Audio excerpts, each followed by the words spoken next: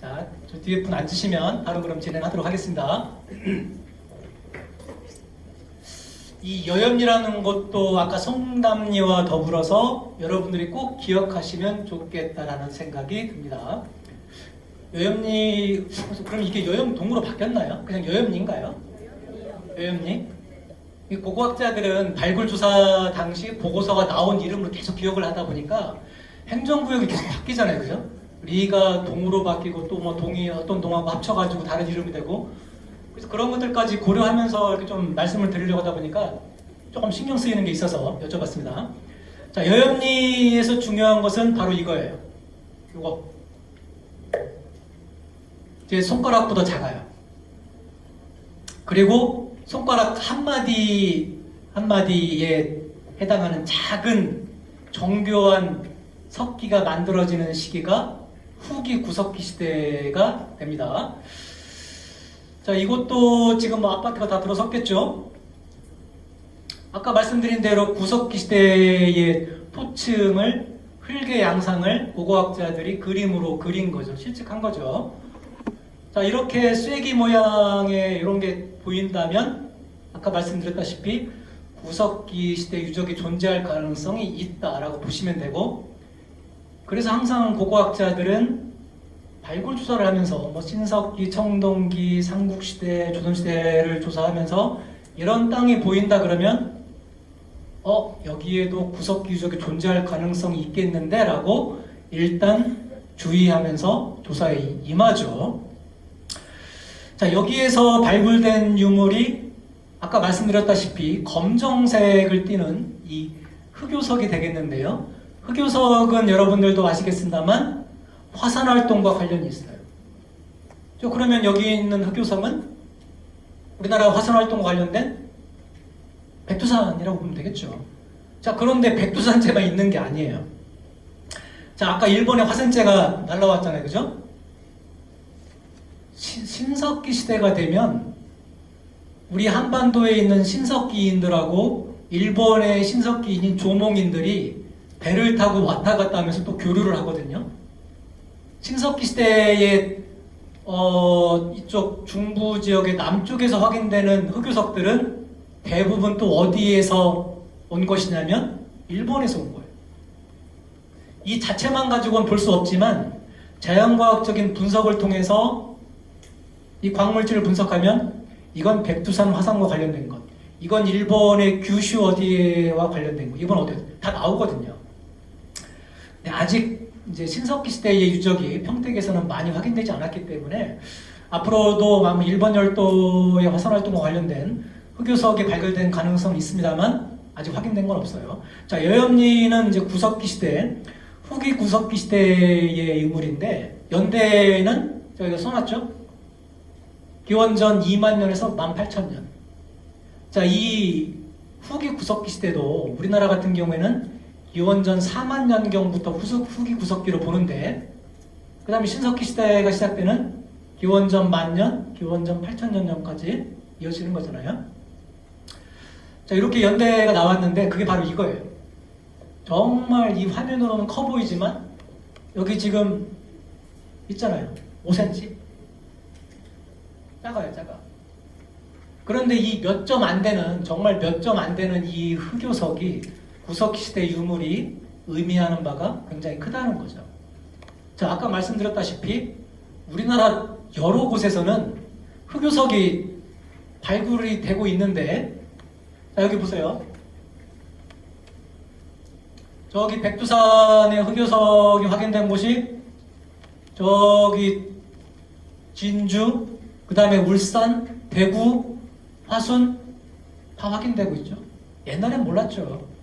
자연과학 분야의 발전과 더불어서 고고학의 발전도 덩달아 같이 올라가는 거니까요.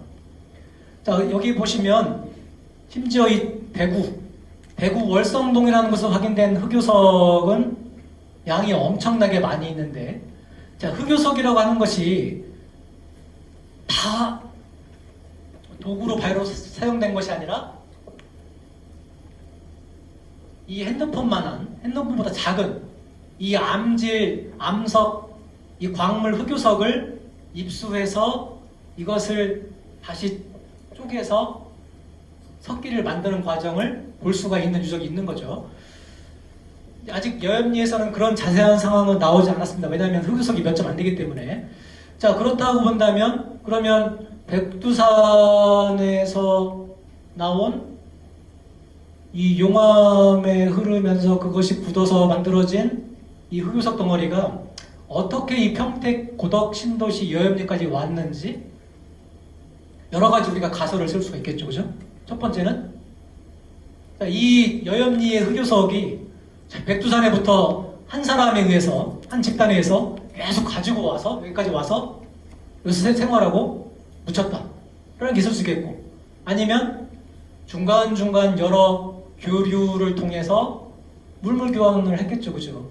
주고받고 하는 이런 행위를 통해서 여기까지 올 수도 있겠고, 그런 여러 가지 이제 가설, 학설을 통해서 연구자들이 주민의 이동, 교류, 당시 사회가 어땠는지, 이 당시에는 수렵 채집 경제잖아요, 그죠? 이제 그런 연구를 진행하는 거죠. 그런 연구 과정에서 이 평택 여염리 흑유석이 가지고 있는 고고학적인 가치는 또 이 평택의 문화유산으로서 가지고 있는 가치는 굉장히 높다라고 생각이 되는 거죠. 자, 아까 말씀드렸다시피 여기 일본의 요 지역, 이 지역에 있는 흑유석이 또 남해안에 우리 한반도 남쪽에 상당히 많이 있거든요. 과거에 몰랐거든요. 이걸 알기 시작한 지가 몇십 년 되지 않아요.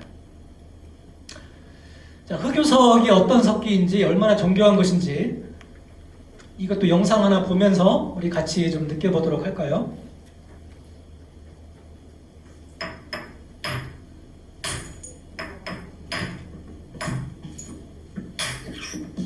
이분은 지금 전문가이기 때문에 맨손으로 하지만 굉장히 위험하죠. 전문가다워요.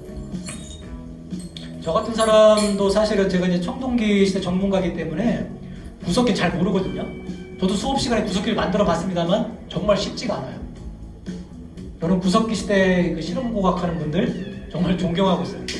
제가 수업 시간에 활용하고 있는 주먹도끼나 흑유석 석기도 연구실에 있는데 그것이 다 이런 분들이 만들어 주신 거예요.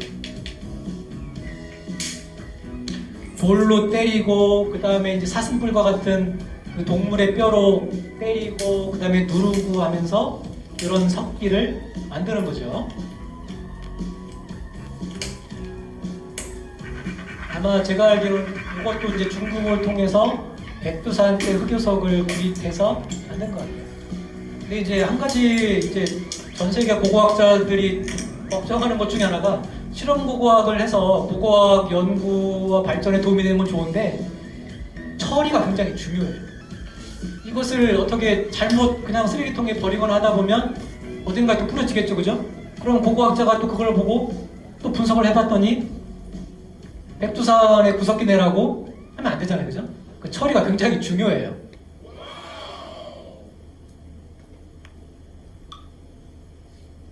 그래서 후기 구석기 시대에는 이렇게 동물 뼈에다가 이런 작은 솜돌날들을 끼워서 도구를 만들게 되는 거죠.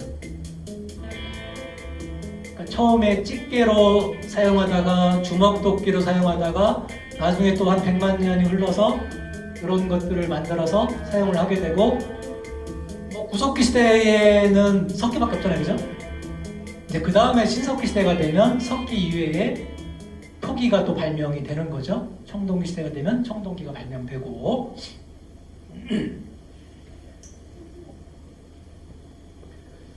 이렇게 송진을 녹여서 여기 사슴뼈에다가 이렇게 석기를 장착해서 붙이는 거죠. 네, 저는 꼭 선사박물관의 영상을 제가 같이 여러분들과 봤습니다. 이제 신석기 시대 넘어갈게요. 아까 제가 말씀드렸다시피 구석기, 신석기 자료가 사실 많지가 않아요. 발굴된 자료들이. 앞으로 많이 나오겠죠. 여기저기 지금 평택은 과거에는 용인이 개발이 많이 되면서 용인 고고학 성과가 좋았고, 화성 쪽에 또 발굴 조사가 많이 됐죠. 개발을 많이 하니까 공장도 짓고 아파트 짓고. 지금은 한국 고고학에서 주목하고 있는 지역이 바로 평택이에요. 평택 지역이에요. 물론 대부분 웬만하면은 발굴 조사하고 기록으로 남기고 공사를 하지만 솔직한 저 같은 학자의 입장에서는 더 많은 고고학 유적이 보존되고 활용되면 좋겠습니다만 뭐 세상이 다 그렇게 흘러가진 않잖아요, 그죠? 세상이 또 만만한 것도 아니고. 그리고 아까 제가 말씀드렸다시피 개발과 보존의 적절한 조화, 이게 되게 중요한 것 같아요. 이제 그 가운데서 이제 시민들이 어떤 생각을 가지고 있느냐, 많은 대부분의 평택 시민들이 아니 아파트를 지어야지 이것을 보존한다고 활용한다고요? 절대 안 돼요 라고 하는 경우들이 많이 있겠죠. 이런 경우가 있어요. 여러분들 세계문화유산 있잖아요, 그죠? 세계문화유산이 우리나라 상당히 많이 있는데 작년에 가야와 관련된 문화유산들이 등재가 됐죠. 백제 관련해서는 어디에 주로 많이 있죠?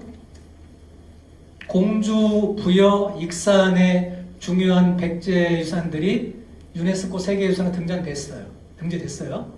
그런데 여러분들이 의아한 게 있잖아요. 백제는 한성 시기, 웅진 시기, 사비 시기가 있죠. 서울, 공주, 부여가 백제의 역사가 굉장히 긴데 가장 오랜 기간 왕도를 정했던 곳이 어디예요? 서울이잖아요. 한성이잖아요. 지금의 송파구, 풍납도성, 멍촌도성, 석천동 고봉은 이 일대죠.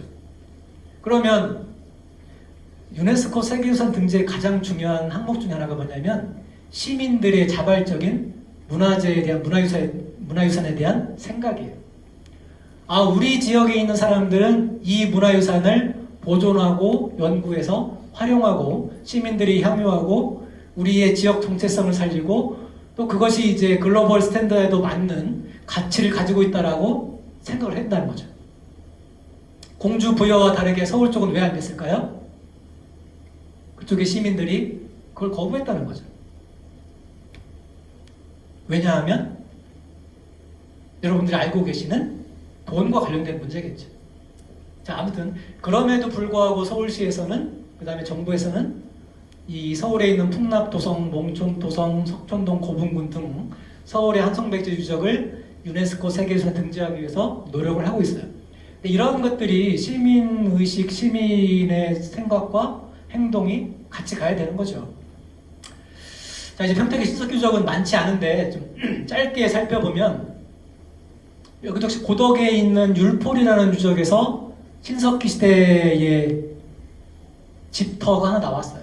집이라는 것이 사람이 살았던 곳이고 또 사람이 살려면 집안에 사용한 물건들이 있을 텐데 이 정도밖에 안 나왔어요. 집터 안에, 집터도 지금 다 파괴되고 가운데 쪽에 화덕, 부엌, 여기서 무언가를 데워 먹었을 것이고 그 다음에 조명의 역할도 했을 것이고 또 보온 난방의 역할도 했겠죠. 자 보세요. 이게 지금 집터의 흔적인데 이게 집터의 지금 바닥의 깊이에요. 몇십 센치 안 돼요. 기본적으로 구름 쪽에 있는 곳은 삭평되고 유실되고 이렇게 흘러내리거든요. 비가 오고 바람이 불고 하다 보면 이것도 원래는 상당히 깊이가 깊었겠습니다만 시간이 흐르면서 삭평되고 유실된 거죠.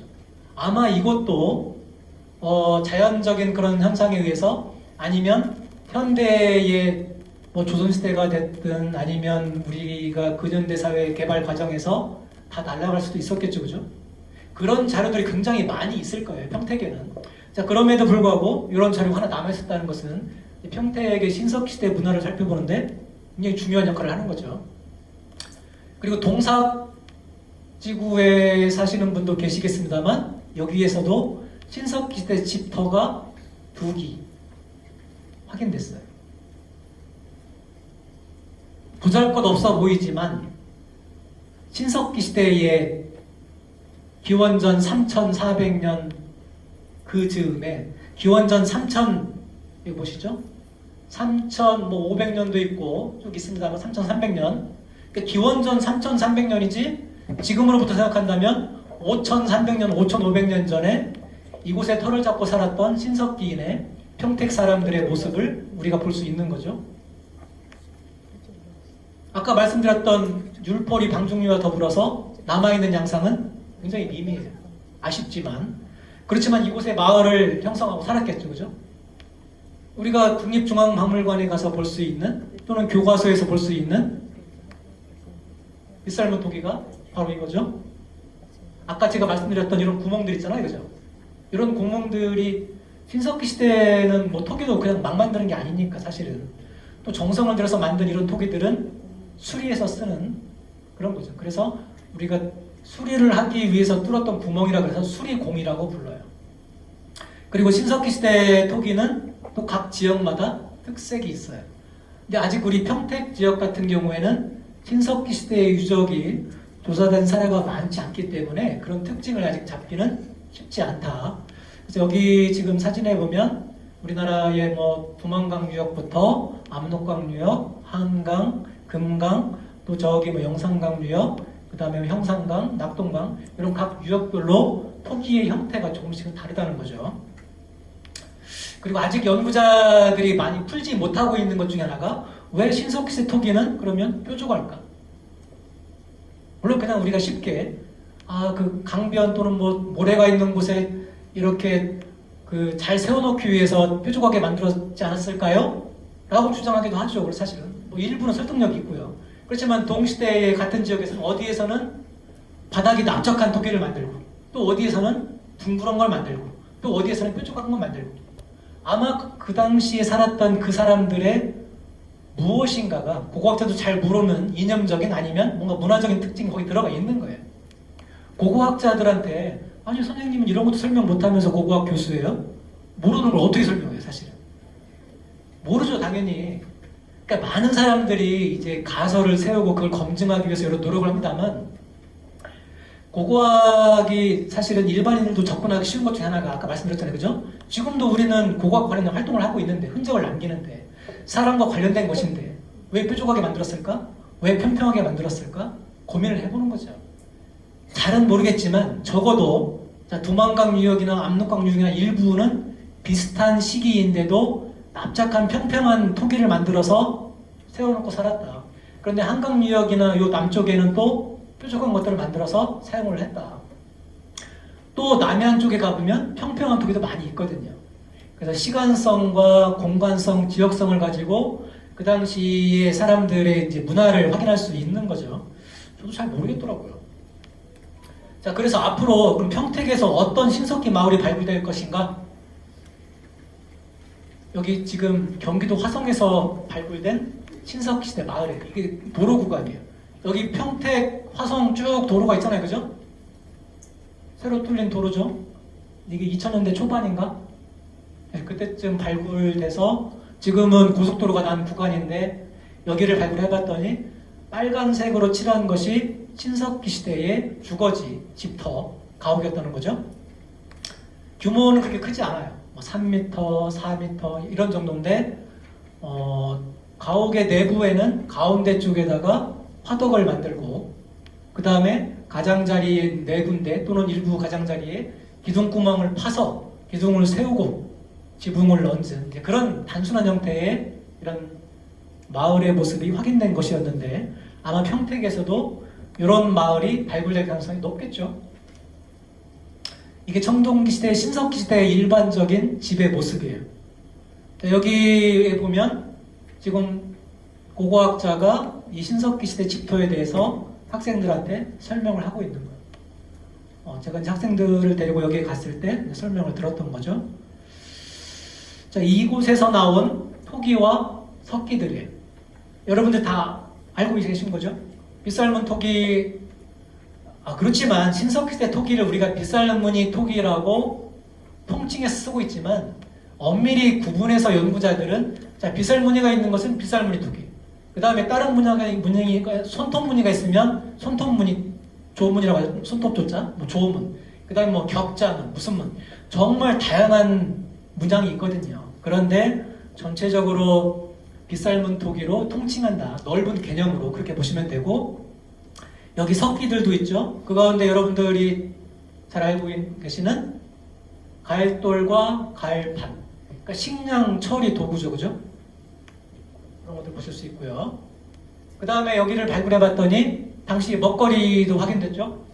여기 지금 기장 이런 것들 확인됐고요. 그 다음에 견과류도 확인됐고. 그러니까 발굴 조사를 정밀하게 정치하게 되면 이런 좋은 성과를 많이 얻어낼 수 있는데 발굴 조사를 부실하게 되면 이런 성과들을 얻기가 힘들겠죠. 자, 앞으로 이제 이 그 평택에서도 저는 뭐 이 석교리처럼 화성도 최근에 석교리라든가 뭐 쌍청리라든가 몇 군데 확인되고 있습니다만 발굴 성과가 많진 않아요. 자, 짧게 봤고요. 그 다음에 이제 청동기 시대 넘어갈게요. 청동기 초기 철기 시대라고 했습니다만 철기가 처음 들어온 시점인데 철기의 양도 적고 청동기가 많기 때문에 초기 철기라는 용어도 쓰고 있습니다만 뭐 철기 시대로 봐야겠죠. 청동기 시대, 초기 철기 시대 유적이 이 평택에서는 굉장히 많이 확인됐어요. 자, 그런데 이 청동기 시대를 이해하기 위해서는 우리가 여러 가지 기억을 해야 될 것이 있어요. 청동기 시대가 어떤 시대인가? 자, 많은 사람들은 계층과 계급이 발생하는 그런 중요한 시대라고 우리가 알고 있죠, 그죠? 농경사회로 진입했고, 자, 물론 신석기 시대에도 아까 보신 것처럼 조, 기장, 수수 이런 것처럼 곡물 있잖아요, 그죠? 농경 행위를 했거든요. 신석기 시대 이미 했어. 그런데 그 농경의 비중이 신석기 시대에는 굉장히 낮았다. 자, 수렵, 채집, 어류의 비중이 높았고 농경의 비중은 높지 않았다. 그런데 청동기 시대에 오면 물론 마찬가지로 수렵, 채집, 어로도 병행합니다만 농경의 비중이 우리 생계에서 차지하는 비중이 가장 높았기 때문에 농경사회의 명칭을 써요. 그러니까 전 세계적으로 신석기 시대 하면 여러 가지 신석기 혁명 얘기하죠, 그죠? 토기의 발생. 그다음 또 뭐죠? 간석기 얘기하고. 그 다음에 농경 얘기하잖아요, 그죠? 목축도 얘기하고. 다양하게 얘기하잖아요. 그런데 우리나라 경우에는 이게 적용하기 힘든 사례들이 상당히 많이 있어요. 그러니까 신석기 시대 토기가 그럼 언제 등장했느냐? 우리나라는 언제일까요? 기원전 8000년이에요. 그런데 신석기 시대 토기가 처음 등장한 곳이 어딘지 아세요? 우리나라에? 자, 아까 빗살문 토기는 연대가 언제일까요? 암사동 유적? 기원전 4000년밖에 안 돼요. 서울에 있는 거. 한강유역. 자, 그러면 한강유역을 비롯해서 서울, 경기, 충청도 여기까지 가장 오래된 신석기 토기가 기원전 4500년밖에 안 돼요. 지금으로부터 6500년 전. 자, 신석기 시대의 가장 이른 토기가 기원전 8000년 전, 지금으로부터 10,000년 전인데 우리나라에서는 제주도밖에 없어요. 제주도. 자, 그 다음 단계의 기원전 6500년 전, 6000년 전의 토기는 어디 등장하느냐? 여러분이 아마 교과서를 통해서 알고 계신 양양 오산리, 양양, 경기도, 강원도 해안가, 그 다음에 저기 남해안, 여기에서는 기원전 6000년 전, 6500년 전에 신석기 흔적이 있어요. 나머지 내륙 지역, 여기 충청도, 그 다음에 전라도의 일부 서울 경기 지역에는 기원전 4500년 이전 것들은 아직은 없어요. 발굴이 안 된 거죠. 그런데 앞으로도 안 나올지도 모르겠어요. 그래서 일부 고고학자들은 이미 물속에 잠긴 저기 서해안 쪽에 이른 시기의 유적이 있을 가능성이 있겠다라고 주장하는 사람도 있어요. 자, 아무튼 뭐 고고학자료 연구가 만만치 않은데 신석기 시대가 그랬고, 자, 청동시대가 들어오면 아까 말씀드린 대로 이제 계층 계급 얘기가 나오면서 무덤이나 아니면 집자리 마을을 발굴해 보면 그렇게 무기가 많이 발굴돼요. 검, 청동검은 그렇게 많지 않지만 분명히 확인되고 있고, 그 다음에 석검, 돌로 만든 검이죠. 그 다음에 화살총 또는 뭐 청동 무기들 확인되고 있는데, 그런 것들로 봤을 때 청동시대에는 뭔가 무기가 필요한 시대가 됐겠죠, 그죠? 긴장, 갈등, 대립관계가 최고조에 올랐을 때 우리가 싸움을 하고 전쟁을 하잖아요. 이제 그런 상황들이 벌어지고 있는 거죠. 여기 사진에 보면, 자, 석관묘예요. 돌로 만든 돌널 무덤이에요. 누군가 청동기 시대의 고인이 잠들어 있어요. 다리뼈도 있고 팔뼈도 있는데 머리 부분이 뼈가 없죠, 그죠? 머리뼈가 없어요. 이것은 무엇을 의미하는가? 잘 모르죠, 고고학자들도. 잘 모르지만 또 이 사람의 성별이 여성이에요. 그러니까 여러 소설을 쓸 수도 있고 억측을 할 수 있고 상상의 나래를 펼 수 있겠습니다만 이런 것들을 검증해 가면서 무엇이다라고 말할 수 있는 고고학자가 아직은 없다는 거죠. 쉽지가 않아요. 자, 이런 상황들이 있고 그 다음에 청동시대를 보여주는 사진들을 다 모아본 거예요. 그 중에 대표적인 것들을. 자, 여기 보면 아까 말씀드렸다시피 청동시대의 무기도 많이 확인되고 있고 그 다음에 무기만 있는 게 아니라 이런 제사, 의례와 관련된 청동 용기들도 많이 있고요. 그 다음에 여기도 지금 포크레인 있죠? 이건 뭘까요? 여기 계신 어르신들은 딱 보면은 아실 수 있는 내용들이에요. 고고학은 선사, 고대, 중세 또는 뭐 근현대도 마찬가지다만 주로 전통사회의 문화를 연구하는 게 많겠죠, 그죠? 전통사회는 농경사회잖아요. 논농사, 밭농사. 바로 이게 청동기 시대의 논. 자, 가운데 바둑판식에 논면이 있고 이렇게 하얗게 칠해진 것이 논뚝의 흔적이에요. 자, 논이 있고 밭이 있고요. 그 다음에 여기처럼 지금 아주 깊은 구덩이를 이렇게 파는 경우, 이런 경우는 어떠한 경계, 구획의 의미도 같지만 방어의 역할을 하고 있는 그런 시설물이 되는 거죠. 환호라고 부르고 있는 청동시대 연구자들이, 고고학자들이. 자, 여기 보면 그런 시설물들이 지금 이 가운데에 집이 빽빽하게 있어요. 엄청나게 많아요. 지금 아파트 단지처럼. 이게 춘천에 있는 중도에서 확인된 유적인데요. 아파트 단지처럼 집이 빽빽하게 들어서 있고 그 둘레로 이렇게 도랑을 파서 넣은 거예요. 출입구는 극히 제한적이에요. 출입구는 여기 지금 점선으로 친 한 군데, 여기 한 군데, 세 군데. 출입구가 넓지도 않아요. 좁아요. 뭐 성인 한 사람이 들어갈 정도? 그러니까 이 얘기는 지금도 마찬가지입니다만 출입구를 극도로 제한하는, 누구나 들어오면 안 되잖아요. 그죠? 뭐 지금 우리 아파트도 마찬가지죠. 그죠? 적과 나와 우리 집단을 구별하고 뭔가 적으로부터 우리 집단을 보호할 수 있는 그런 시설물들을 만들기 시작하는 단계가 바로 이 청동시대가 되는 거죠. 뭐 여러분들이 잘 알고 있는 청동시대의 고인돌, 탁자식 고인돌이죠. 강화도에 있는 유네스코 세계유산에 등재된 탁자식 고인돌, 북쪽 지역에 많이 있다 그래서 북방식 고인돌이라고 부르는 거예요.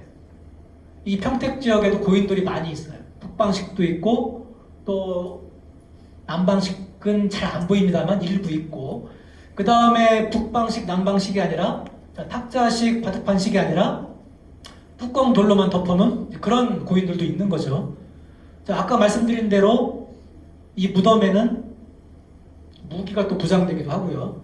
그런데 무덤은 아무나 쓰지 못했어요. 청동시대 사람들도 누구나 무덤을 쓰는 게 아니었어요. 지금은 우리는 누구나 다 고인에 대한 생각으로 매장을 하거나 화장을 하거나 다 이런 행위를 하잖아요. 그죠? 그런데 어쨌거나 청동기 시대에는 가시적으로 남아있는 무덤을 쓴 사람들은 많지 않았다는 거죠. 그 다음에 여기 보면 지금 발굴 현장에서 일하시는 분들 또는 고고학자들 이렇게 세워놓고 사진을 찍은 거예요. 여기도 마찬가지고, 여기는 규모가 크죠? 규모가 작죠. 그죠? 자, 지금 생각해보면 넓은 집에는, 넓은 아파트에는 돈 있는 사람들이 살고 있죠. 그죠?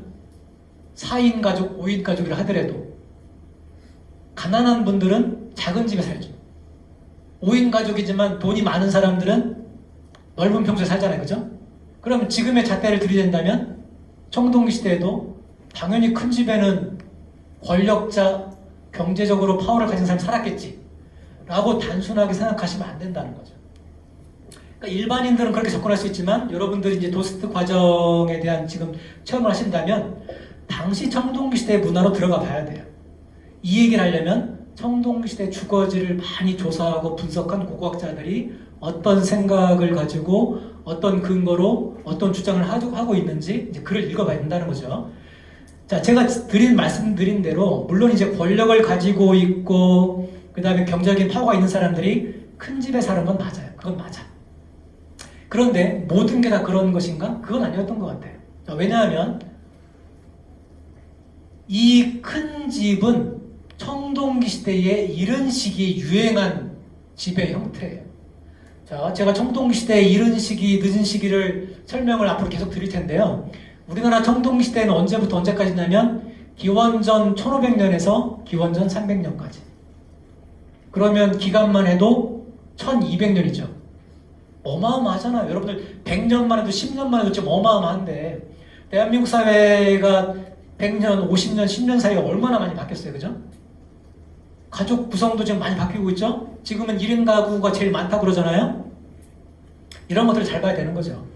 자, 그래서 청동기 시대 이른 시기에는 많은 사람들이 큰 집에 많은 사람들이 모여 살았어요.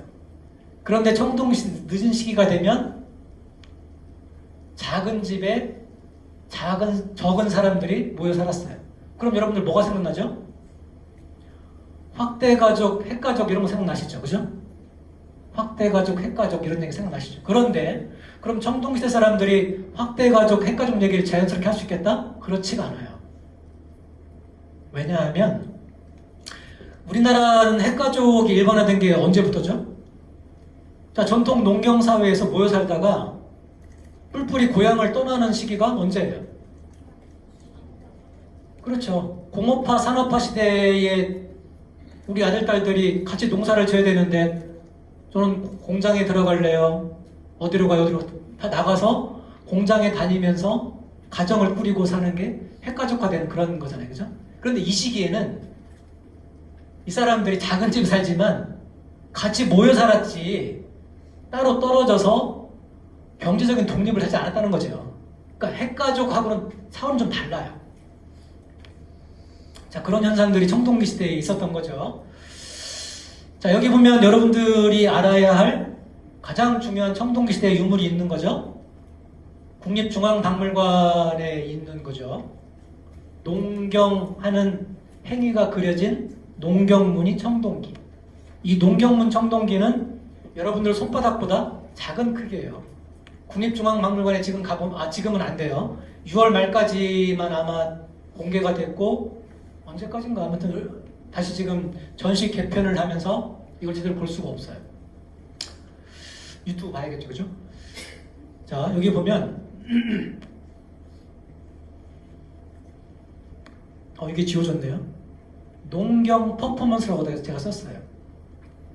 자, 여기 있는 보면 한 사람이 농사 도구 따비라고 하는 것, 아마 여서 되신 분들은 따비라는 용어가 좀 익숙하실 텐데 밭을 일구는 거잖아요, 그죠? 파는 거잖아요. 따비를 가지고 이게 지금 줄이 쫙쫙 붙어 있죠? 이게 밭이에요. 밭을 파는 행위를 하는 거예요. 그러니까 기경, 밭을 파는 농경행위가 시작되는 단계가 언제죠? 우리가 보통 3월부터 5월 사이가 이 기경을 하는 그런 시점이 되는 거잖아요. 농사의 시작 단계. 그 다음에 여기는 뭐죠? 사람이 조금 이렇게 무릎 꿇고 앉아있는 것처럼 보이고 항아리가 있어요. 그죠? 아마도 이 곡물, 이 저장 항아리로 본 이 항아리에 곡물을 저장하는 수확 시기인 것 같아요. 가을이겠죠, 그죠? 봄의 상황, 가을의 상황. 그 다음에 여긴 또 뭐가 있죠? 뒷면에는 앞면 뒷면 다르게 부릅니다만 새가 그려져 있고 솥대가 있어요. 우리가 그래도 솥대는 익숙하잖아요, 그죠? 민속 자료들도 많이 남아있고 또 여기저기 활용도 많이 하죠. 한 가지 여러분들이 이제 기억하실 것 중에 하나가 이 농경 퍼포먼스예요. 이 사람 잘 보시면 남자인지 여자인지 구분하실 수가 있을 거예요. 잘 보셔야 돼요. 남성의 성기가 노출되어 있어요. 그러니까 누드라는 거죠. 옷을 벗고 농경 퍼포먼스를 하는 거예요. 왜 이런 행동을 할까요? 청동기 시대가 농경 사회인데 이게 이제 생계경제상에서 생업경제에서 중요한 비중을 차지하는데 한 해 농사를 망친다 그러면 요즘도 그렇잖아요, 사실은. 조선시대도 마찬가지인데 백성들이, 국민들이 먹고 살기 힘들면 누구 탓을 많이 하죠?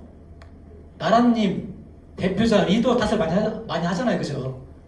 그러니까 리더들은 부단히 노력을 많이 해야 돼요. 부지런해야 되고 뭔가 내가 이끌고 있는 이 사람들을 위해서 노력을 많이 해야 되는데 아마도 이 당시에 이 사람은 농경 퍼포먼스를 통해서 내가 이런 노력을 하고 있으니 잘 봐주세요라고 했겠죠. 그죠? 근데 이런 행위가 이 당시에만 있는 게 아니라 조선시대에도 이런 행동을 했어요. 그러니까 조선시대 문헌에도 강원도 어느 지역에서 이런 농경 퍼포먼스를 나경이라고 해요. 나경, 나치할 때 나자하고 농경할 때 경자하고 나경 행위를 하고 있길래 이런 미신적인 행위는 하지 말라라고 하는 그런 이제 기록을 남긴 내용도 있어요. 여러분 검색해보면 나올 텐데 심지어 뭐 우리나라만 있는 게 아니라 뭐 중국, 그 다음에 저쪽 남미, 유럽 이런 행위들은 다 했다 그러죠. 뭐 여러 가지 노력을 많이 해야겠죠, 그죠? 대표적 자리를 계속 유지하려면 기득권으로서 뭔가를 계속 유지하려면 노력을 많이 해야 돼요. 태평성대에는 큰 노력을 안 해도 괜찮지만 먹고 살기 힘들 때, 흉년이 졌을 때 이런 당시에는 부단한 노력을 하지 않으면 내려와야죠, 그죠?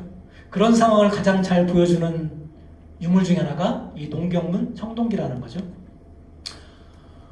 청동시대 사람들이 살았던 이따가 평택에도 이런 제도들이 많이 있는데요. 기본적인 지배 형태가 바로 이런 것들이에요. 여기 가운데 물론 이 지금 흰색으로 페인트로 칠한 것들은 가시성, 뭔가 좀 잘 보여주기 위해서 고고학자들이 그림을 그린 거죠. 페인트 칠을 한 거예요. 자, 여기 보시면 여기 가운데에 있는 것들은 화덕이죠. 화덕이 하나만 있는 게 아니라 여러 개가 있어요. 여기도 마찬가지고. 그 다음에 집의 가장자리에는 기둥을 세우기 위해서 판 기둥구멍들이 있고요. 이건 뭘까요? 이거. 가장자리에 있지만 구덩이의 사이즈가 좀 커요. 기둥을 세우기 위한 구멍이 아니라 여기에는 저장용 항아리를 잘 놓기 위한 그런 구덩이에요. 그래서 저장 구덩이라고 불러요. 고고학자들이. 그래서 발굴을 해보면 이렇게, 자, 이거 보세요. 집자리의 모서리 쪽에 큰 토기 항아리가 이런 데 이렇게 모서리에 있는 거죠. 이런 곳에서 콩이 나오기도 하고 팥이 나오기도 하고 곡물이 나오는 경우도 있고 곡물은 다 썩어 없어지고 토기만 남아있는 경우도 있고. 자, 그래서 저장 공간, 취사 난방 공간, 그 다음에 이 내부 공간은 여러 용도로 사용되겠죠, 그죠? 우리가 뭐 집안에서 여러 가지 행위를 하니까. 그렇지만 이런 것들을 복원하기 참 쉽진 않다, 다양하기 때문에. 동탄도 뭐 지금 뭐 동탄 신도시 1 신도시 2 신도시 어마어마하게 발전하고 있습니다만 거기에도 청동시대 마을이 있었던 거죠. 평택에도 마찬가지고요. 평택도 마찬가지지만 이따가 소사동도 제가 간단하게 말씀드릴 텐데 아까 말씀드린 대로 청동시대의 기원전 1500년부터 기원전 300년까지 1200년간 어마어마하게 긴 시간인데 적어도 기원전 1500년, 1300년, 1200년 또는 기원전 900년까지만 하더라도 이런 집을 많이 썼어요. 한 600년간, 700년간 큰 집에 많은 사람들이 모여 살았다. 그런데 무슨 이유에서인지 기원전 800년, 900년경부터 그 이후까지는 이렇게 작은 규모의 집이 살았다. 자, 여러분 여기 보시면 빨간색, 파란색. 너무 도식적인가요? 파란 건 남자, 빨간 건 여자. 이게 이제 인골의 출토 사례와 다 비교해서 당시의 청동시대인의 키를 대입한 거예요. 기억하세요. 청동시대 조기, 전기 몇백 년간은 많은 사람들이 큰 집에 모여 살았다. 그런데 여기 중기, 후기, 뭐 BC 900년부터 뭐 500년, 300년까지는 그렇게 크지 않은 집에 살았다. 고고학자들이 왜 이런 현상이 벌어지는가에 대해서 계속 끊임없이 연구를 진행하고 있습니다만 아직 이것이 답이네라고 할 만한 연구 성과는 나오지 않고 있어요. 쉽지가 않죠. 이런 상황인 거죠. 이렇게 규모가 바뀐 거예요. 지금 우리가 한옥에 살다가 거의 지금 아파트로 바뀌었잖아요. 그죠? 그리고 앞으로 어떻게 바뀔지 또 모르겠지만 그런 상황인 거죠. 이렇게 복원해 보면 이렇게 됐다는 거죠. 자, 우리 청동기 시대 사람들이 이제 집터를 조사하고 분석해 봤을 때 어떤 모습으로 복원되느냐? 자, 여러분 잘 보시면 지금 보는 요 집들은 벽체가 가시로 나와 있어요. 그죠? 우리 지금 이 벽체처럼 나와 있어요. 이렇게. 이런 집들도 있고요. 또 다른 집들은 자, 이건 보세요. 이거 보세요. 처마가 그냥 땅 지면까지 내려와 있죠. 밖에서 보면 벽체가 안 보이잖아요. 두 가지 스타일이 있어요. 이런 상황, 그 다음에 앞에 이런 경우. 우리한테 익숙한 집의 형태는 이거죠, 그죠? 그렇지만 청동기 시대의 많은 가옥들이 이런 형태로 만들었다는 거죠. 그리고 청동기 시대 집 안에 들어가기 위해서는 여기 보시죠? 작은 사다리를 놓고 여기서 들어가야 돼요. 사다리 없이 들어간다 그러면 들어가다가 다리 부러질 거예요. 깊은 경우에는 3m도 있어요. 3m, 2m, 1m. 아마 여러분들 50cm만 넘어도 우리 보통 이 계단의 높이보다 더 높으면 아마 부상을 많이 입을 거예요. 그래서 그렇게 이제 복원을 많이 하고 있죠. 아까 말씀드린 대로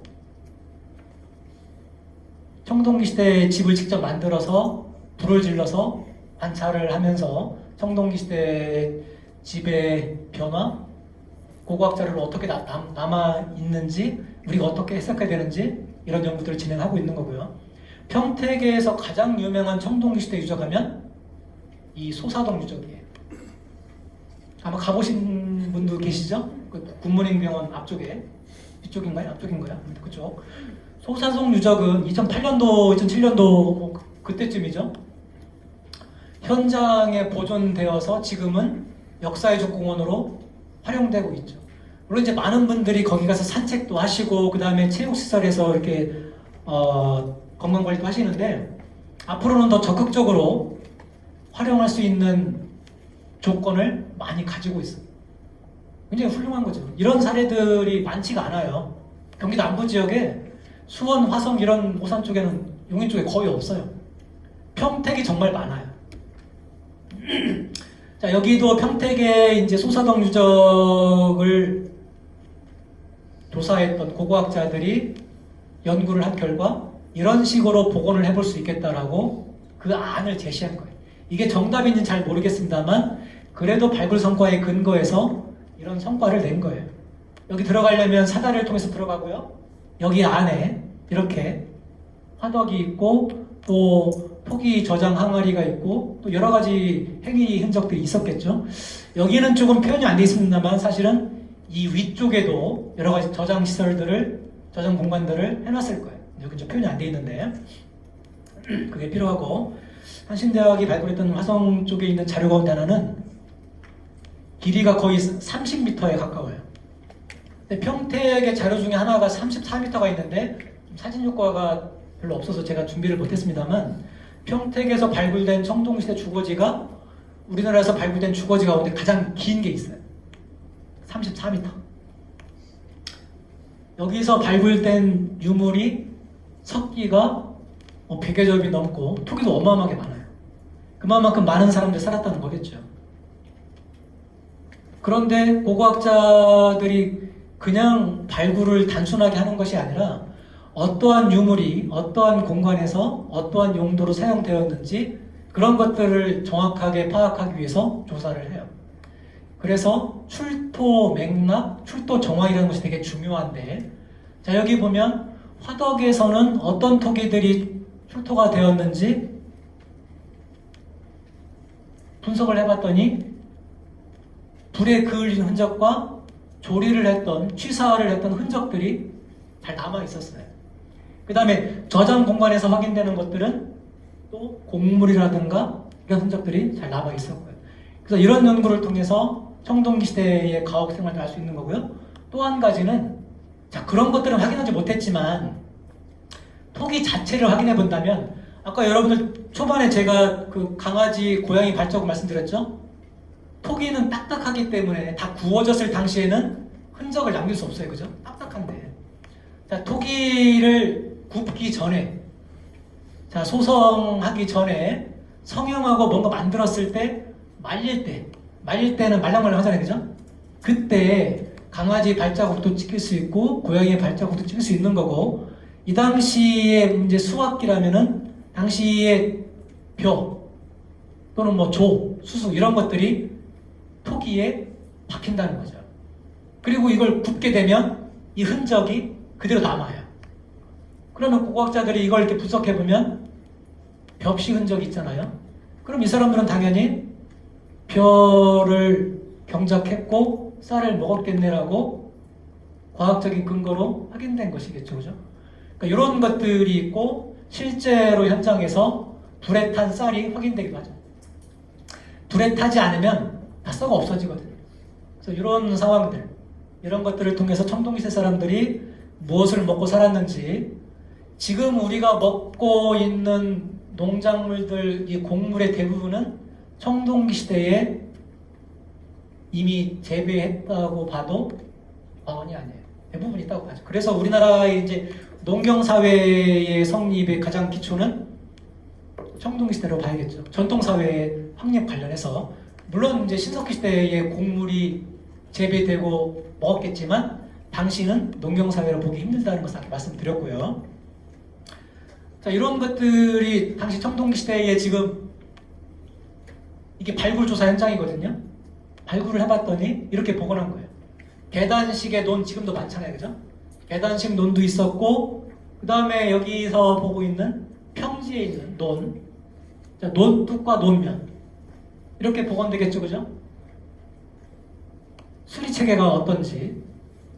자, 고고학은 농촌 출신들이 굉장히 유리할 수밖에 없어요. 그죠? 물론 근현대 산업고고학 이쪽은 좀 다를 수 있겠습니다만 전통사회의 조선시대 이전의 고고학은 농촌 출신들이 유리하다. 왜냐하면 내가 시골에서 다 본 것들이니까 익숙하잖아요. 그죠? 차이가 별로 없어요. 농사 도구도 나무도 있지만 처음에는 돌로 만들죠. 청동은 많지 않지만 그 다음에 쇠로 만들잖아요. 그죠? 형태 변화 별로 없잖아요. 삽도 마찬가지죠. 도끼도 마찬가지고. 이제 그런 변화의 흐름 속에서 우리가 고고학 연구를 통해서 선사시대 연구를 하는 거겠죠. 이거 보시면 여러분들, 아니 지금 자네가 경작하고 있는 밭인가? 지금의 논과 뭐가 차이가 있죠? 이게 지금 이분들이 지금 밭에서 지금 밭일하는 게 아니에요. 고고학 발굴 조사를 하고 있는 거예요. 언제? 청동시대 밭을 발굴 조사하고 있는 과정인 거죠. 여기 보면 뭐 덤프트럭도 있고 포크레인 있고 일하시는 분 보니까 지금 어디 평택이 저기 시골에서 지금 밭농사하는 걸 생각하시겠습니다만 기원전 600년 전, 지금으로부터 3100년 전에 청동시대 밭을 발굴하고 있는 거죠. 자, 여기 있는 이제 농경 수확 도구겠죠. 그죠? 낫도 있고, 그죠? 낫도 있고, 그 다음에 반달 돌칼 있죠? 반달 돌칼로 이렇게 벼이삭을 따는 거잖아요. 그죠? 반달 돌칼도 형태가 다양하죠? 이거는 반달 형태인데, 이거는 뭐예요? 삼각형이잖아요. 그죠? 그 다음에 이것도 뭐 장방형이고, 뭐 마른 목걸이고, 형태가 다양한데, 아까 제가 말씀드린 것처럼, 신석기 시대 토기를 빗살문 토기로 넓게 통칭하듯이 그냥 반달 돌칼로 통칭하고 있는 것이, 그래서 이런 걸 이렇게 얘기하면 초등학생들, 중학생들은 다르게 봐요. 이거 반달 형태 아닌데 왜 그렇게 말씀하세요? 라고 물어보거든요. 그럼 당황하지 마시고 이런 전체적인 것들을 넓은 의미로 반달형 돌칼이라고 얘기하는데 세부적으로 가보면 학생이 얘기한 것처럼 형태는 다 달라서 학생 얘기가 맞아요 라고 이렇게 말씀해 주셔야지, 그거 그렇게 생각하면 안 돼. 다 반달이라고 하면은, 아니, 누가 봐도 반달 형태가 아닌데. 그렇잖아요. 그죠? 그렇게 생각하시면 돼요. 아까 빗살문 토기도 빗살무늬만 있는 게 아니라 여러 토기 문양의 형태가 있고, 청동시대 토기도 민무늬 토기라고 우리가 말하지만, 무문 토기 얘기하지만, 무늬가 있는 토기가 너무 많아요. 무늬가 없는 토기가 더 많이 있지만. 그래서 그런 얘기를 같이 적절하게 말씀을 해주셔야 듣는 사람도, 아니, 무늬가 있는데 왜 무늬가 없다고 계속 얘기를 하시지? 라고 도슨트 설명하신 분한테 신뢰감을 떨어뜨릴 수 있기 때문에 그런 말씀들은 같이 적절히 말씀하시는 게 좋아요. 그래서 고고학자들은 이런 통칭하는 말을 잘 쓰지 않아요. 사실은 학문의 세계에서는 정확한 용어가 필요하기 때문에 뭐 신석기든 청동기든 문양을 아니면 이 반달 돌칼도 반달처럼 생긴 거는 이게 가장 반달처럼 생겼나요? 그죠? 이거 이렇게 이거는 뭐처럼 생겼죠?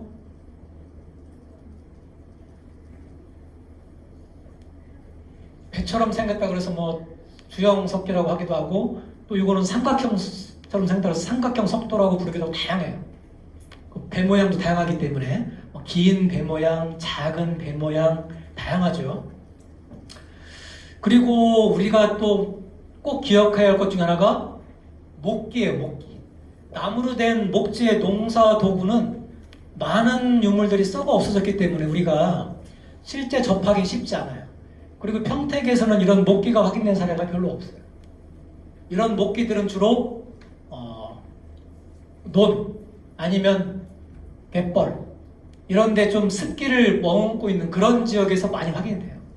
우리나라의 이제 논 지역을 발굴할 때 현재의 논이지만 발굴 조사하면 청동기 시대의 마을이 확인되거나 아니면 다른 형태의 유적이 확인될 때 이런 사례들을 확인할 수 있는데 여러분 이런 것들은 여기 계신 분들은 어린 시절에 다 사용하셨던 거잖아요. 그죠?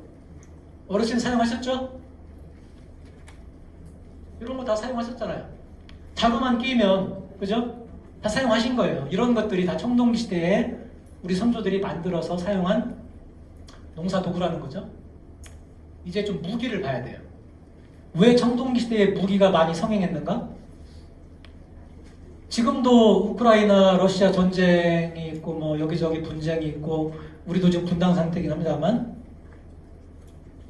사람은 나와 나의 가족 또는 우리 뭐 친척 또는 뭐 우리 지역 우리 나라를 위해서 대부분 이기적인 생각을 많이 하죠. 그죠?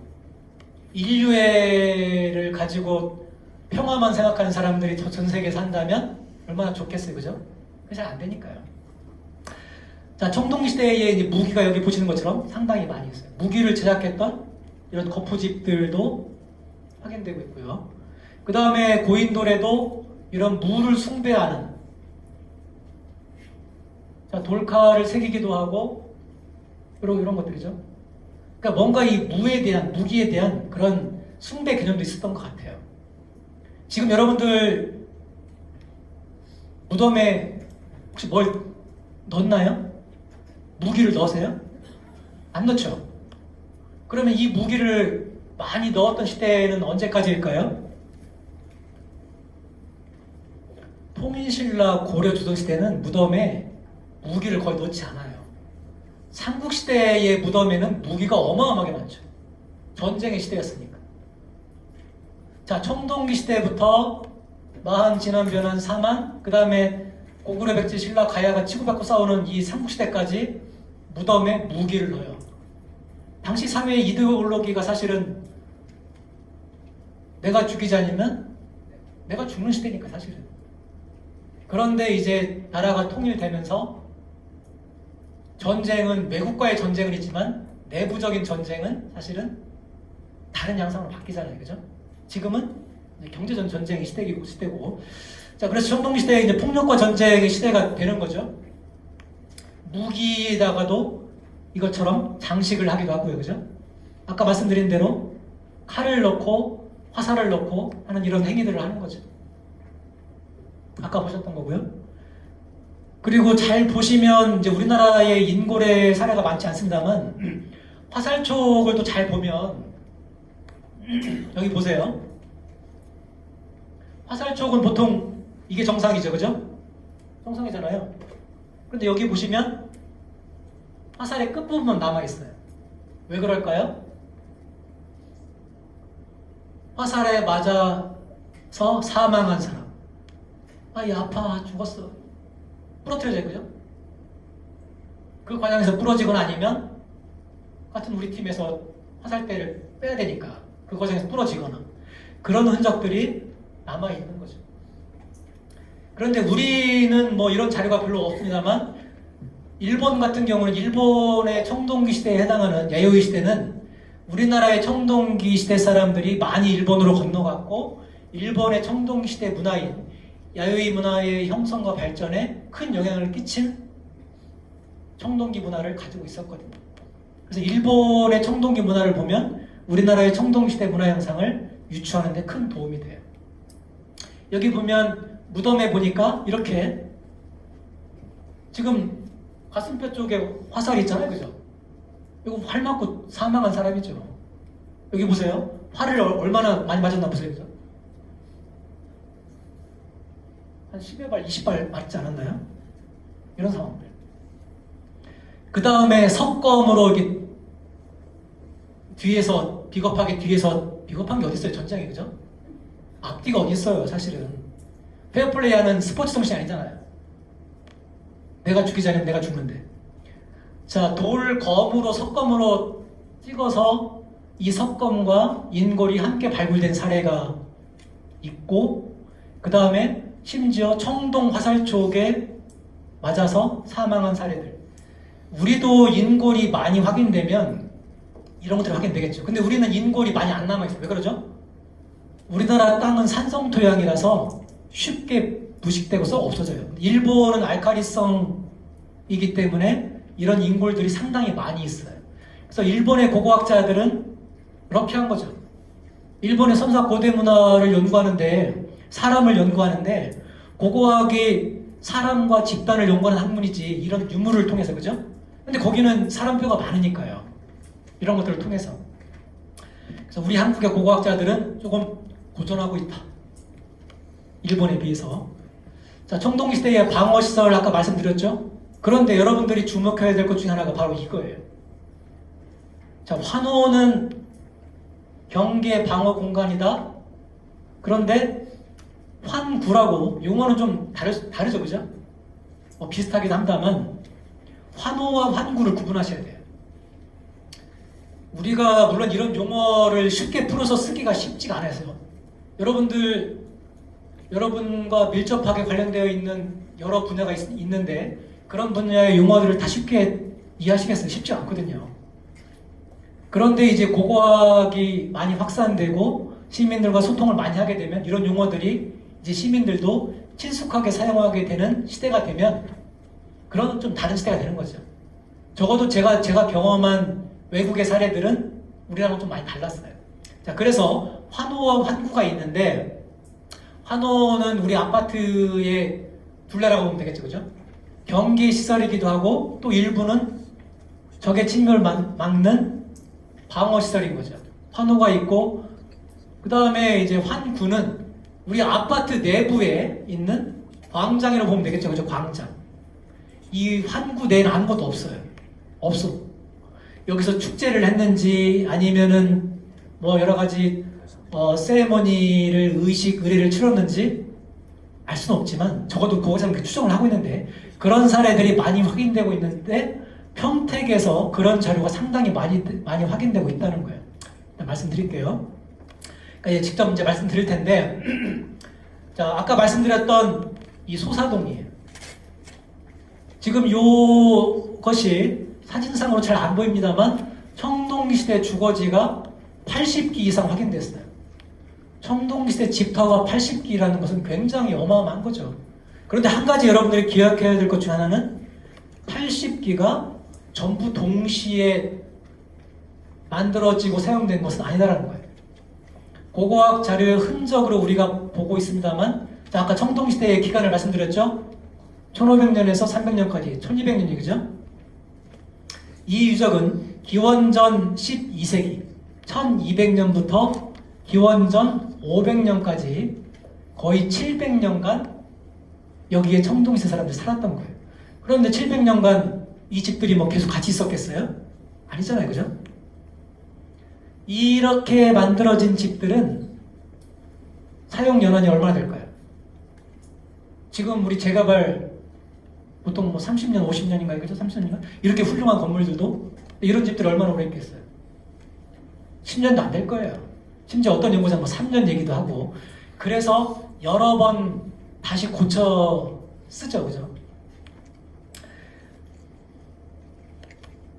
이게 역사유적공원의 모습이고, 여기 여러분 가서 보시면 이렇게 그 방형으로 좁고 긴 모양으로 이렇게 만들어 놓은 것이 당시에 청동시대 집의 형태대로 이렇게 꾸며놓은 거예요. 그리고 이제 체육시설 있잖아요, 그죠? 자, 이런 상황을 이제 보시고 청동시대 보고서에 있는 거고요. 여기에서 정말 많은 수의 토기와 석기, 뭐 안타깝지만 청동기는 확인되지 않았지만, 청동기는 우리나라 청동시대라고 하지만 그렇게 많지가 않아요. 자, 여기 보시면 아까 말씀드린 대로 좁고 긴 이런 규모가 큰 집터도 있는 반면에 이렇게 원형이나 방형의 작은 집들도 있었다. 이런 상황인 거죠. 다시 한번 강조합니다만, 얘들이 힘있고 경제적인 파워가 있는 사람이 사는 곳이고 얘들이 힘없는 사람들이 아니라는 거죠. 그죠? 시간적인 흐름에 따라서 주거 구조가 변화하는데 그렇다는 거예요. 그렇지만 이 좁고 긴 큰 규모의 집에 살았던 집이 여러 채 있을 거 아니에요. 그죠? 그런 가운데에서도 규모가 더 큰 사람들이 역시 파워가 있었겠죠. 안에서 나오는 유물도 양이 달라요. 굉장히 차이가 있어요. 제가 앞쪽에 너무 열심히 하다 보니까 이게 뒤쪽에 좀 시간 조절을 제대로 못해서 한 10분 이내에 좀 정리를 해야 될 것 같아요. 좀 빨리빨리 나갈게요. 자, 그래서 그런 말씀을 드렸고, 아까 이제 복원한 청동시대의 모습이 이런 형태일 거예요. 집 안의 생활이 어땠는지 그런 모습이고요. 최근에 이제 평택 이 화양 신도시 화양지구의 고고학적인 성과가 어마어마합니다. 물론 그 발굴 조사로 인해서 아파트 분양에 좀 차질을 겪었을 수가 있을 거예요. 그리고 이곳도 일부는 보존 조치가 됐어요. 그렇지만 다행히 보존 조치가 된 곳이 공원 부지와 맞물리는 녹지 공간이었기 때문에 아마 아파트 이렇게 뭐 분양하고 아파트 개발하는 것에는 큰 영향을 미치진 않았을 거예요. 그렇지만 당시에 이 아파트 개발하시는 분들은 굉장히 노심초사했었겠죠. 당시에 문화재청에서도 뭐 여러 번 와서 회의를 자주 하고 보존 여부를 논의했으니까요. 여기에서 청동시대 집이 340 이상 나왔어요. 지금으로 봐도 집이 340채면 어마어마한 거잖아요. 그죠? 여기 지금 큰 신도시가 들어옵니다만 그 신도시가 들어오기 전에 청동시대도 여기가 엄청나게 큰 도시였다. 자, 여러분 여기 보세요. 이게 지금 여기 사이즈 2468 이게 지금 한 1500m 되거든요. 여기에서 전부 다 지금 발굴조사가 된 거예요. 지금 오른쪽에 있는 사진 같은 이 시골 야산, 구름, 그 다음에 논 이런 것들이 신도시로 지금 이제 탈바꿈한 거죠. 평택시에서 이렇게 홍보한 조감도이고 저건 어디 신문에 나오더라고요. 그러니까 이런 신도시가 만들어지는데 청동시대에 어마어마한 유적이 있었다 라는 거죠. 여기 보시면 이거 지금 녹색 있죠? 이 녹색 부분이 자연 녹지로 보존되는 곳인데 아마 이곳이 여기 사는 사람들이 이제 산책도 하는 그런 휴식 공간이겠죠, 그죠? 다행인지 모르겠습니다만 이 유적의 가장 중요한 공간이 이 지역인데 이 지역에서 아까 환구라고 하는 게 확인되었는데 보존되었기 때문에 전체 발굴을 하지 못했어요. 그런 상황인데 나머지 여기 지금 빨간색으로 칠려 있는 부분 있죠? 이 부분들이 지금 전부 집터라고 보면 돼요. 자, 집의 형태 이런 형태 보면 아까 말씀드렸죠? 이런 시기에 집터가 이런 것들이 유행했다는 거죠. 자, 그리고 지금도 우리가 아파트를 확장하거나 아니면은 집이 작다 그러면 넓은 데로 옮겨가죠. 자, 청동시대 사람들도 야, 우리 집 이거 좀 좁은데? 우리 새로운 사람을 우리 자식이 결혼해서 새로운 사람을 맞아들였는데 집을 좀 넓혀야겠어. 자, 그런 흔적들, 증축하고 확장한 흔적들이 여기 확인된다는 거예요. 어떻게 하느냐? 고고학자들이. 자, 여기 지금 파란색 구덩이 있죠? 이게 보통 아까 저장용 토기를 놓는 곳인데 이 저장용 토기들은 대부분 집에 이런 가장자리에 놓거든요. 짧은 쪽에도 이런 벽 쪽에, 긴 쪽도 벽 쪽에. 여기 저장 공간이 있는 쪽이 벽이었는데 이걸 허물고 다시 넓힌 거예요. 그러니까 증축 확장의 흔적들이 다 확인되고 있다.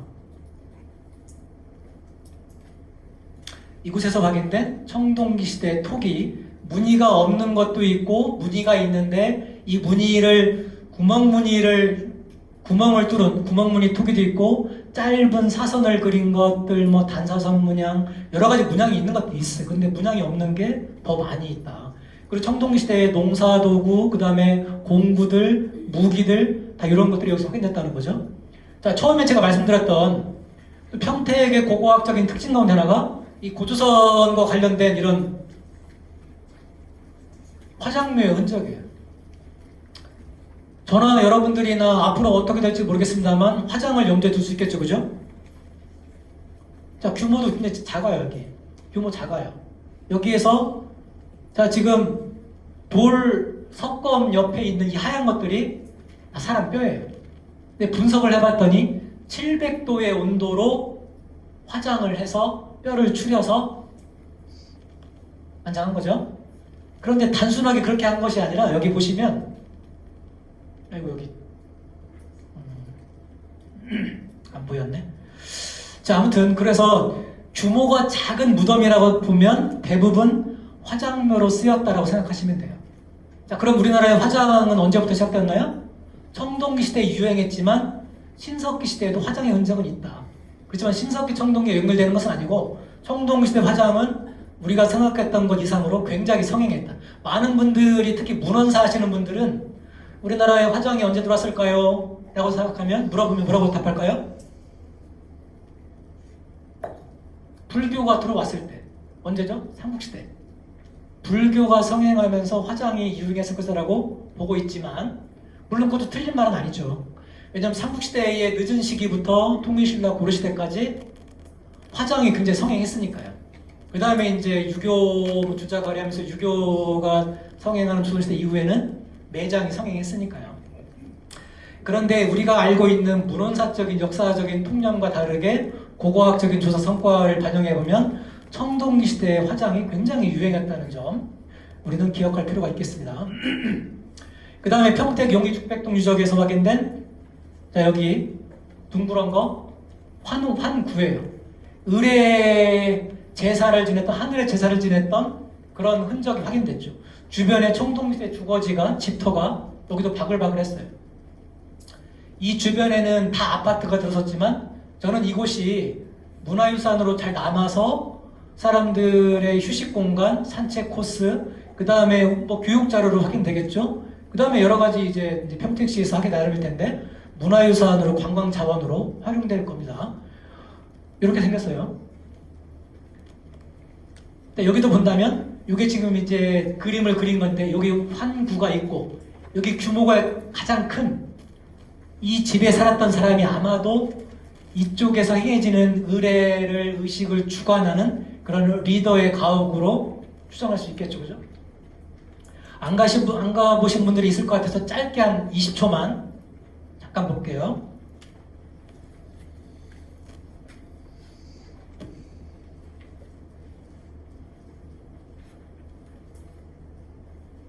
아닌데? 안 되겠나? 자, 아무튼 이렇게 되어 있어요. 그리고 이게 위성지도에 보면 뭔가 좀 우주선이 있는 것처럼 이렇게 도움을 세워놨죠, 그죠? 제가 볼 땐 굉장히 이 보존과 활용을 잘하고 있는 사례 가운데 하나예요. 아마 기회가 되시면 가보시고요. 아까 말씀드린 대로 제가 솥대 말씀드렸죠, 솥대 말씀드렸는데 아마도 이게 직경이 한 30m가 돼요. 30m가 되고 도랑을 파놓고 아마 비가 오면 물이 잠기겠죠, 그죠? 이쪽이 좀 출입구가 되겠죠, 그죠? 안에 있는 이런 구멍들은 나무를 세웠던 그런 우리 솥대의 기원, 솥대의 전신일 가능성이 있겠죠, 그죠? 그리고 나중에 본다면 우리가 말한 사만의 소도와 관련된 그런 전신일 가능성도 있겠다라는 생각이 들어요. 그 다음에 최근에 발굴된 아까 제가 말씀드렸던 서탄 쪽에 그 경동 보일러 어마어마한 공장 그 근처에서 확인된 또 청동시대 의뢰 공간이에요. 지금 이 유적과 앞에 봤던 용기동 죽백동이 우리나라 청동기 시대에서 가장 이른 시기에 하늘의 제사를 지내는 의례 공간으로 고고학자들한테는 널리 알려져 있어요. 굉장히 중요하죠. 아마 앞으로 평택박물관이 만들어지면 이 두 유적도 굉장히 부각될 것 같아요. 여기 지금 사람이 있죠? 여기 있잖아요. 그죠? 사람이 이 정도 사이즈고 직경이 한 30m 돼요. 그죠? 출입구 이렇게. 자, 아까 말씀드린 대로 원래는 제가 이제 평택의 최근 고고학 성과가 드러나기 전에는 수원과 화성과 오산 쪽이 이런 청동기 시대의 의례 공간 제사를 지내는 메인 센터인 줄 알았는데 평택 쪽에 최근에 발굴 성과를 보면 여기가 센터일 가능성이 상당히 높아졌어요. 그래서 앞으로 이제 마한의 뭔가 의례 신앙과 관련된 그런 연구를 진행할 때는 청동기 시대부터 둘러보는데 이쪽 지역이 이 한국 고고학에서 굉장히 주목받을 것 같아요. 자, 그래서 평택 용기동과 평택 사리 같은 경우가 청동기 시대 이른 시기. 그 다음에 평택 세교동의 은실공원도 보존되어 있는데 이곳은 늦은 시기. 기원전 500년, 기원전 400년. 저 앞쪽은 기원전 1200년, 1000년. 엄청난 차이가 있죠, 그죠? 이런 상황이 있고 이런 것들이 나중에 마한까지 계속 이어지면서 이것이 아마도 우리가 문헌상에 등장하는 마한의 소도의 전신 기원과 관련될 수 있겠다. 물론 직접 연결되지 않겠죠. 그런 연구들을 하고 있습니다. 평택 수월암리에서는 이제 고인돌이 많이 확인됐고 이것도 일부 운 좋게 경동 나비엔 공장의 그 입구 쪽에 이전되어 있어요. 고인돌 조사를 상당히 잘 했고 또 고인돌의 채석장, 돌을 채취해야 되니까 채석장의 흔적까지 잘 남아 있었어요. 여기에서도 화장묘의 흔적이 확인되었습니다. 아까 화양지구 말씀드린 바 있고요. 그 다음에 청동기 시대가 끝나고는 이상하게 유적이 별로 없어요. 이 당시부터 고조선의 늦은 시기에 관련된 문화유소들이 확인되기 시작하는데 철기가 등장하면서 자, 청동기가 등장하는 시기는 고조선의 이른 시기와 관련되고 철기가 등장하는 시기는 고조선의 늦은 시기와 관련되는데 이런 자료들이 고덕지구에서 대량으로 지금 발굴되고 있는데 아직 자료는 많지 않지만 이제 고고학자들이 주목하면서 평택 지역에서도 삼성전자라고 하는 최첨단 지금 반도체의 지금 전 세계 글로벌 리더인데 철기 분야에 있어서는 이 평택이 또 중요해요. 철기의 등장 시기, 그 다음에 마한 시기의 평택 가공리와 같은 다음 주에 여러분들이 이제 강연에서 같이 배우시겠습니다만 철기의 그런 철의 생산 관련해서 또 평택이 이 메카가 되거든요. 이제 그런 상황들 관련해서 청동기 시대 이후에 초기철기 시대에도 이런 양상들이 확인되고 있다는 점. 자, 그래서 이런 것들을 통해서 우리가 여러분들이 이제 첫 시간에 제가 너무 과욕을 부려서 시간 안배를 조금 못했습니다만 아무튼 고고학이 중요하다. 고고학만 중요하다는 것이 아니라 평택의 역사와 관련된 역사학, 민속학, 그 다음에 인류학, 건축학 다 중요하고 이것과 더불어서 고고학도 중요하다는 말씀을 드리면서 제 강연을 여기서 마치도록 하겠습니다. 네, 감사합니다. 네, 교수님 이번 강의를 통해서 평택 지역에서 확인된 다양한 유적과 문화 유물에 대해서 확인해 볼 수 있는 시간입니다. 지금 시간 관계상 질의응답은 생략하는 걸로 하겠습니다. 그리고 다음 강의 관련해서 조금 공지사항이 있으니까 조금만 자리를 지켜주시면 감사하겠습니다.